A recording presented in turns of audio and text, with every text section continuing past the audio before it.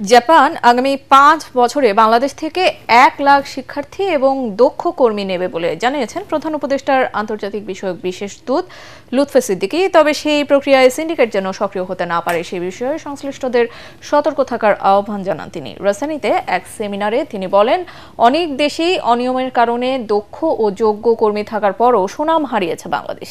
জাপানে এমনটি হলে উদীয়মান বাজারটি নষ্ট হতে পারে বলেও শঙ্কা প্রকাশ করেন তিনি। বর্তমানে 15,000 শিক্ষার্থী সহ 31,500 প্রবাসী বাংলাদেশি বছরে 900 কোটি টাকা রেমিট্যান্স পাঠাচ্ছেন বলে সেমিনারে জানানো হয়।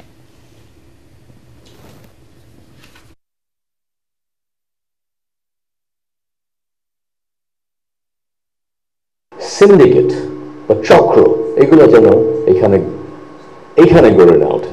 একটা সুযোগ আছে আমাদের এই অ্যাটলিস্ট জাপানে যাওয়াতে যতদিন সম্ভব ক্লিন রেখে আমরা একটা ট্র্যাক রেকর্ড সেট করতে পারি।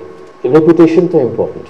আমরা একটা নতুন, মোটামুটি বলতে নতুন দেশে, যদিও আপনারা 2018 সাল থেকে এখানে কাজ করছেন, প্রতিটা ধাপে ধাপে আমাদেরকে মনে রাখতে হবে যে আমাদের রেপুটেশনটা যেন নষ্ট না হয়।